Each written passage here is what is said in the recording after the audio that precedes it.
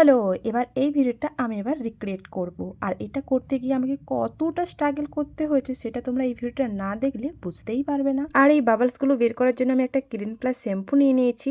এর আগে কিন্তু আমি সার্ফ জেল দিয়ে ট্রাই করেছিলাম, কিন্তু সেটা দিয়ে মোটেও হচ্ছিল না, তার জন্য একটা ক্লিন প্লাস শ্যাম্পু নিয়ে নিলাম। এর আগে আমি সার্ফ জেল দিয়ে বারবার ট্রাই করছিলাম, কিন্তু বিশ্বাস করো সেরকম বাবলস বের হচ্ছিল না বলে সেটা আমি ভিডিওর মধ্যে নেই। তারপর একটা ভিডিওতে দেখছিলাম একজন ক্লিন প্লাস শ্যাম্পু দিয়ে করছিল, তো দেখো মোটামুটি এতে অনেকগুলো বাবলস বের হচ্ছে, কিন্তু বিশ্বাস করো একবারে তো হচ্ছে না, বারবার ট্রাই করেই যাচ্ছি শেষমেশ এটা হয়েছিল। তো ফার্স্টের পার্টটা আমি বাবার বাড়িতে করেছিলাম, আর সেকেন্ড পার্টটা করার জন্য আমি আমার শ্বশুর বাড়ি চলে এসেছি, মানে আমার বাড়ি এসেছি।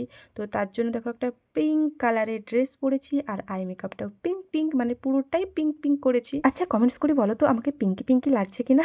তো তারপর সেকেন্ড পার্টটা করছিলাম, আর দেখো বর আমার মধ্যে কতগুলো বাওয়ালস উড়িয়ে দিচ্ছিল, আর যেহেতু এটা আমি আর মুখ দিয়ে করতে পারবো না বলে সেই জন্য এটা কিনে নিয়ে এসেছিলাম, বর আমার মধ্যে ছড়াচ্ছিল।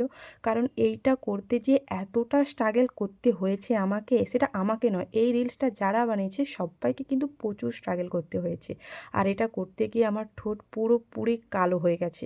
সেই জন্য বলবো বাড়ি থেকে ওটা ভুলেও ট্রাই করো না, ঠোঁট পুরো চাতা হয়ে যাবে। তারপর আবার কি মনে হলো যে এই লোকে একটা বাবলস বের করলে ভিডিওটা মনে আরও ভালো হবে, কিন্তু ওই যে ব্যাড লাক, আমি আর মোটেও পার করতে পারছিলাম না। আর ঠোঁট এতটাই মানে পুড়ে গিয়েছিল আর জ্বালা করছিল, সেই জন্য আর দ্বিতীয়বার ট্রাই করলাম না। আর এটা এনেছিল বলেই বর, কিন্তু আমার ভিডিওটা খুব সুন্দর এসেছে। যাই হোক, তোমরা কেউ বাড়িতে ট্রাই করো না, তাহলে ঠোঁট পুরো নষ্ট হয়ে যাবে। আর ভিডিওটা কেমন লেগেছে কমেন্টস করে জানিও।